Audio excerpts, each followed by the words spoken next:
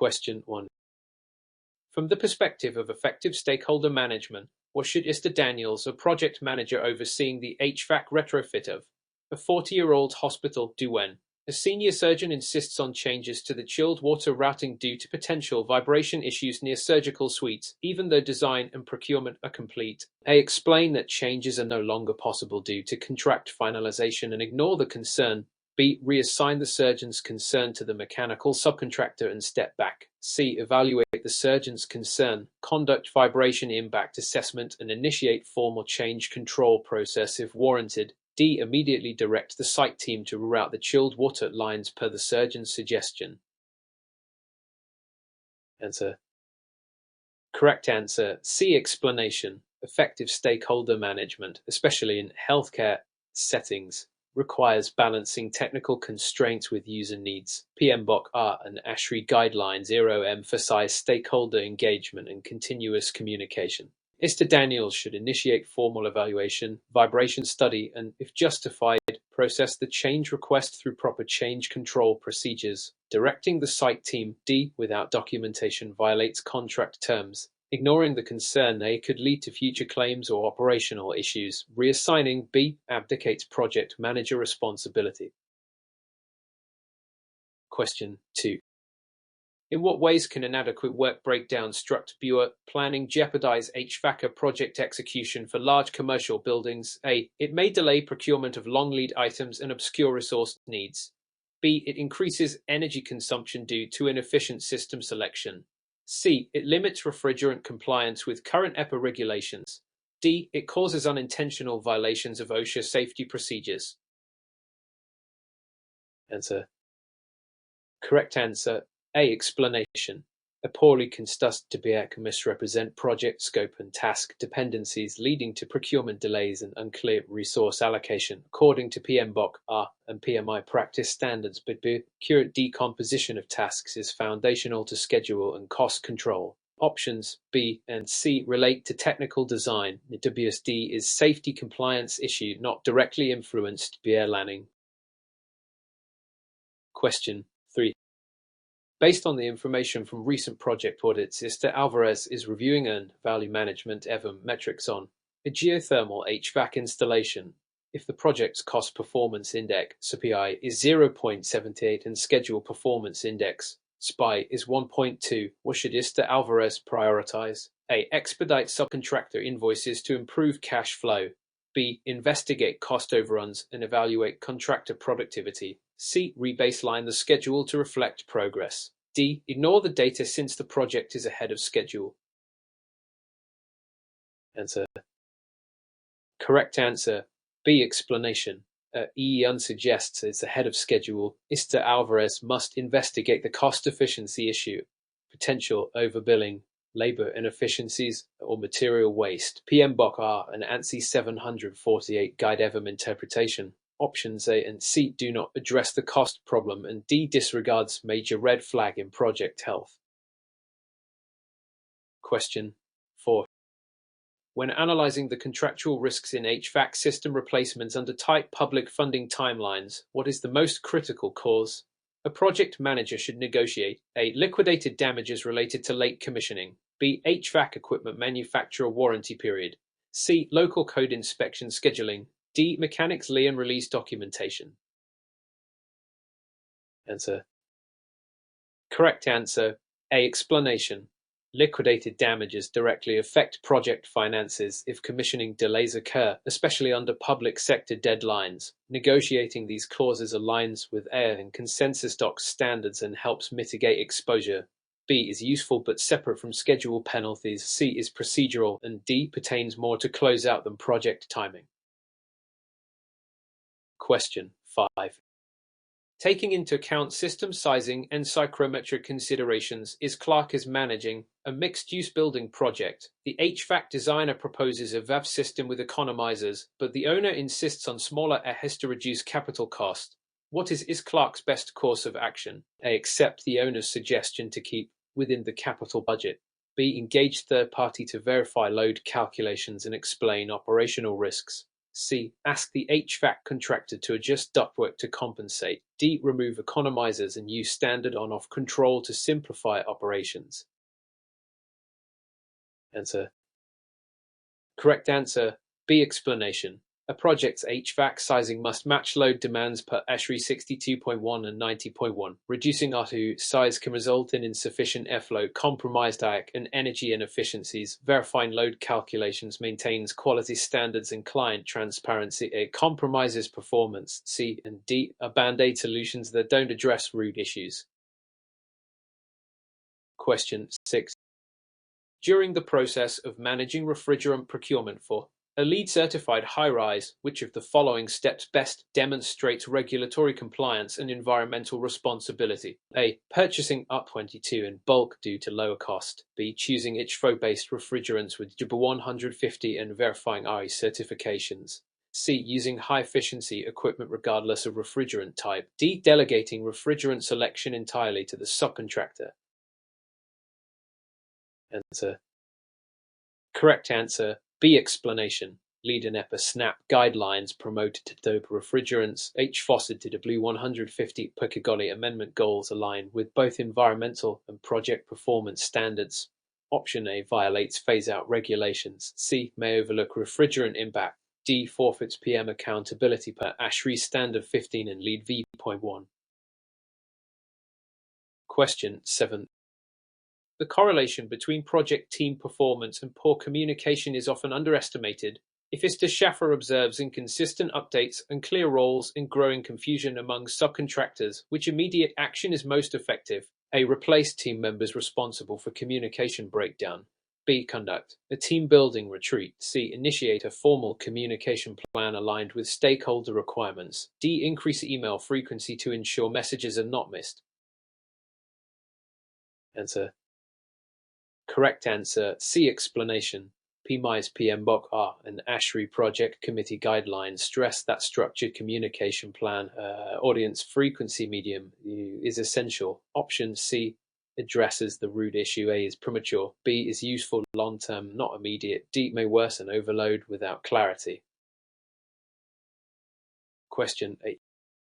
Given the circumstances surrounding a sudden subcontractor bankruptcy during ductwork installation, what should Isabel Patel prioritize to minimize project delays and cost impacts? A. Issue a change order to another subcontractor immediately.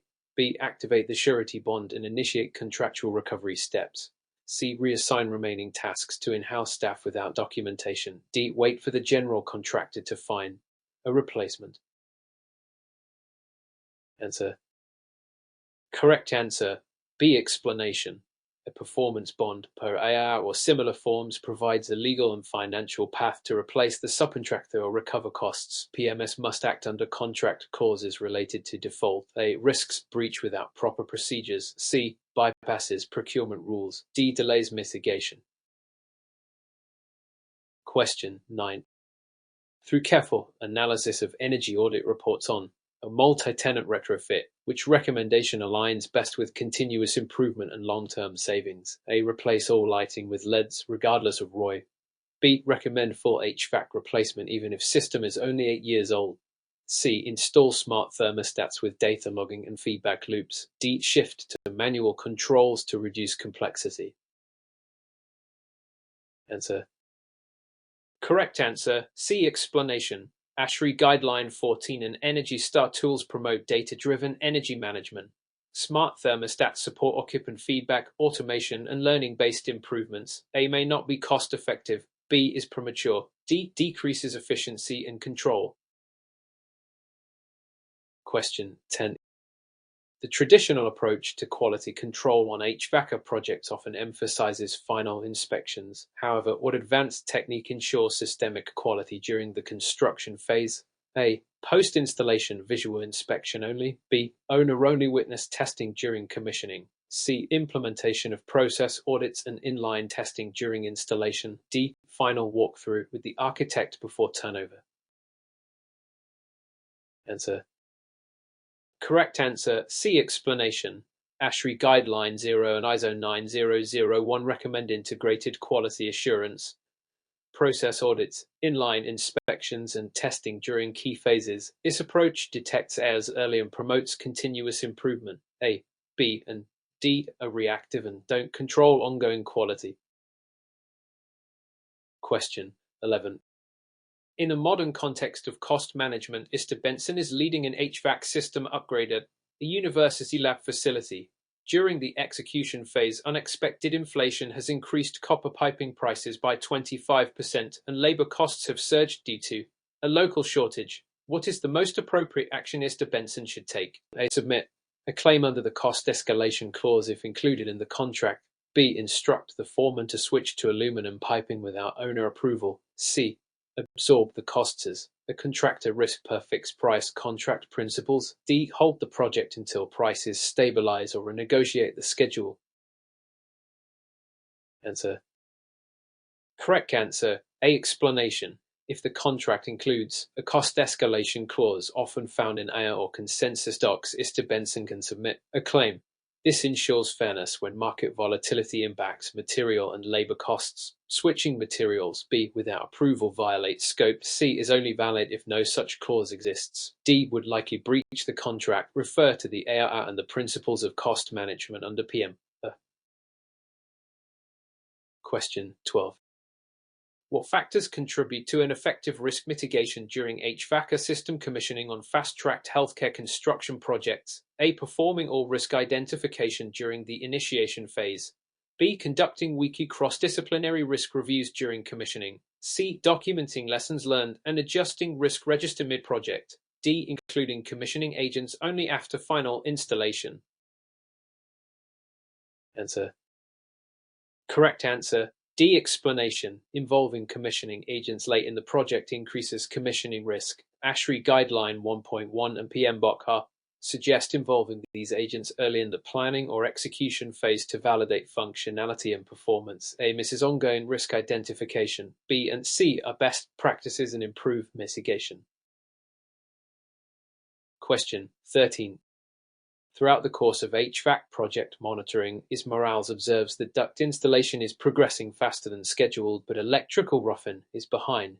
This mismatch may lead to rework and inefficiencies. What scheduling technique would best help her manage these interdependencies? A. Gantt chart to visualize all remaining tasks. B. Lag and lead time analysis through critical path method, CPM.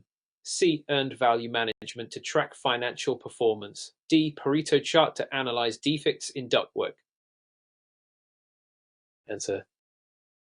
Correct answer. B. Explanation. CPM with lag lead analysis allows Morales to visualize logical task dependencies and adjust sequencing to avoid trade conflicts. Gantt charts A. are visual but don't show dependency logic. EVM C. is financial, and Pareto charts D. are for quality defect analysis, not scheduling. Refer to PREIMARK R and industry best practices for critical path analysis. Question 14. When considering ethics in HVACR project procurement, which situation best illustrates a conflict of interest that must be disclosed? A. The project manager's brother owns one of the bidding subcontractor firms. B. A contractor accidentally underbids and later realizes the mistake. C. An estimator uses historical pricing from a previous project. D. A vendor submits an unsolicited proposal mid-project. Answer. Correct answer. A. Explanation. A familial connection to a bidding subcontractor presents a clear conflict of interest under PMI's Code of Ethics and Conduct. It must be disclosed to avoid bias or appearance of favoritism. B, C, and D are procurement issues, but not ethical conflicts requiring disclosure. Question 15. By evaluating refrigerant handling on a lead-eligible project, ISTAWU is determining compliance with EPA Section 608. Which of the following practices violates these requirements and jeopardizes lead points? A. Recovery of refrigerants using EPA-certified equipment. B. Venting small quantities of HFCS during routine maintenance. C. Providing technician certifications upon EPA request. D. Tracking refrigerant usage and leak rates over time. Answer. Correct answer. B. Explanation. Venting refrigerants, including HFCS, is illegal under EPA 608 regardless of the quantity. Lead also penalizes projects for improper handling. Only certified recovery or recycling is allowed. Options A, C, and D are all compliant practices. Refer to EPA 608 Lead VV and ASHRAE Standard 15. Question 16. From a historical standpoint, why did the adoption of lean project delivery significantly change HVACR project management for complex facilities like hospitals and laboratories? A. It allowed projects to bypass regulatory permitting. B. It reduced project costs by eliminating all quality testing. C. It increased efficiency by emphasizing collaboration and waste reduction. D. It removed the need for subcontractor coordination. Answer. Correct answer, C. Explanation. Lean construction focuses on value delivery and eliminating waste, especially through collaboration and just-in-time delivery. This is essential in complex builds like hospitals. Options A, B, and D are inaccurate. Lean does not bypass regulations, nor does it eliminate testing or coordination. Refer to the Lean Construction Institute and the Integrated Project Delivery (IPT) models. Question 17.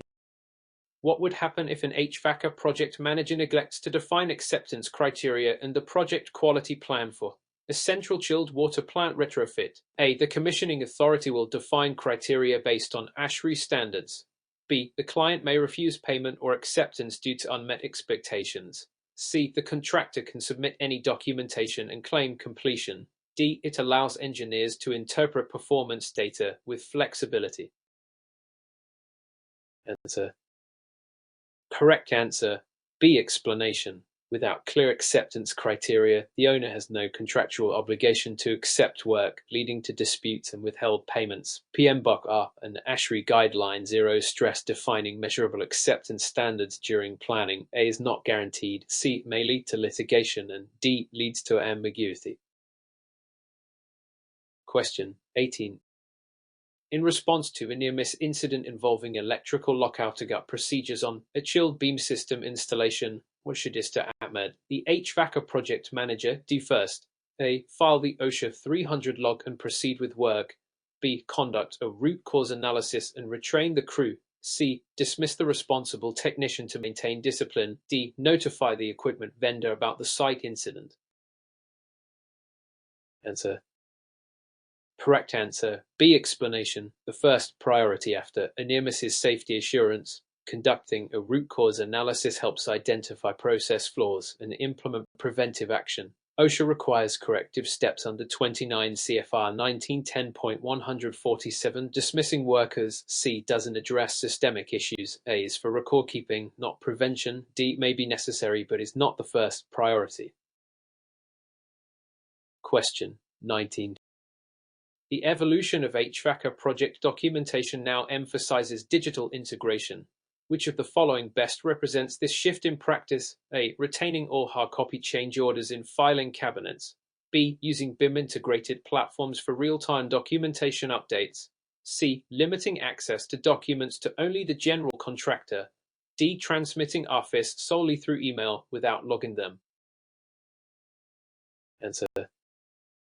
Correct answer, B. Explanation. Building information modeling (BIM) systems integrate scheduling, change management, and documentation in real time. This enhances collaboration, accuracy, and project transparency. A, C, and D represent outdated or inefficient practices. Refer to ISO 19650 and BIM execution plans (BEP). Question 20. Upon closer examination of project closeout procedures, which step ensures that all HVAC systems are performing as intended before turnover? A. Reviewing equipment submittals. B. Completing punch list with the architect. C. Performing functional performance testing during final commissioning. D. Collecting manuals from vendors. Answer.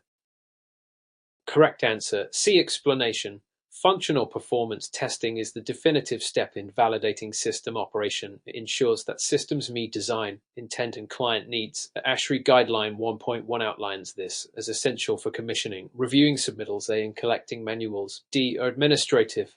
Punch lists. B. Address finishes, not systems. Question 21. With respect to contract administration, is Rivera overseeing a time and materials contract for an HVACR replacement in a manufacturing facility. The client is concerned about runaway costs and demands improved transparency. What should HRConquer implement to ensure contract compliance and client satisfaction? A. Submit final invoices only upon project completion. B. Conduct weekly cost tracking reports with detailed labor and materials logs. C. Switch the contract to fixed price without approval. D. Ignore the concern unless cost exceeds the agreed ceiling price. Answer. Correct answer. B. Explanation. Time and materials contracts require ongoing cost transparency, weekly reporting and documentation. Labor hours, material invoices are critical per contract law and PMI's procurement management guidance. A. Lacks visibility. C. Violates contract terms. D. Risks claims and disputes. Reference HVACR, 7th ed. and HRConquer. Question 22.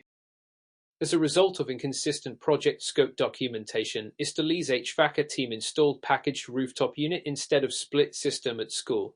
Which action best aligns with proper scope management protocols? A. Replace the equipment immediately regardless of cost. B. Submit change order request and clarify the scope discrepancy. C. Bill the client for additional installation labor. D. Ignore the issue if the system meets functional needs.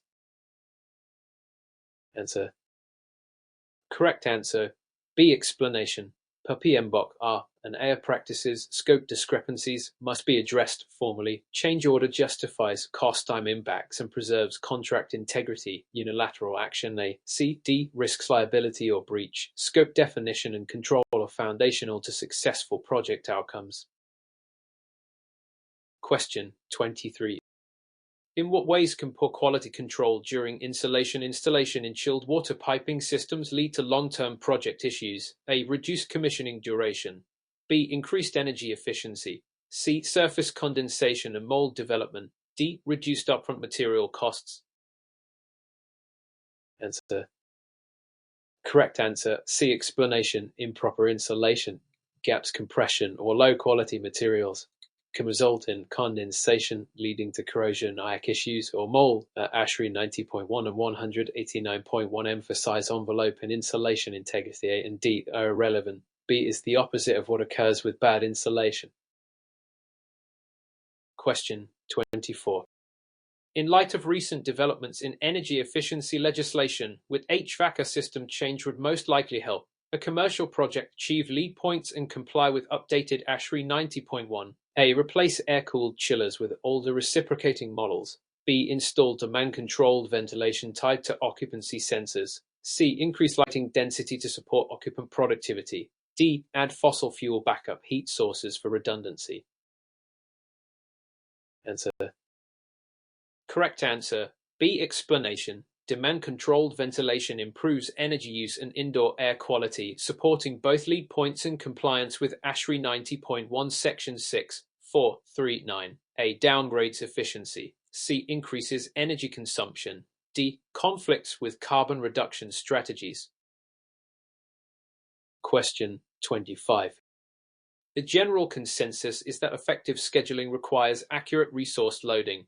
If Is Johnson observes HVAC tasks routinely finishing late due to unavailable ductwork crews, what should she do first to address the problem? A. Add overtime costs to the project budget. B. Report schedule slippage to the client immediately. C. Adjust the resource allocation matrix and coordinate with subcontractors. D. Shorten remaining task durations to regain the baseline. Answer. Correct answer. C. Explanation. Resource allocation matrices align labor availability with task timing. PMI scheduling standards and CPM logic require timely updates and coordination to avoid bottlenecks. A. Adds cost without fixing the issue. B. Is necessary but not corrective. D. Manipulates the schedule without substance. Question 26. The underlying principle of risk transference in HVACR projects is best demonstrated by which of the following actions? A. Increasing contingency reserves in the cost baseline. B. Purchasing builder's risk and liability insurance policies. C. Accepting weather delays as force majeure. D. Documenting lessons learned after project closeout. Answer. Correct answer. B. Explanation. Risk transference involves shifting responsibility to third parties such as insurers or subcontractors. Insurance policies are the classic form of transference. A is risk mitigation, C is risk acceptance, D is post-risk analysis, not transference. Refer to PMBOK R, risk response strategies. Question 27.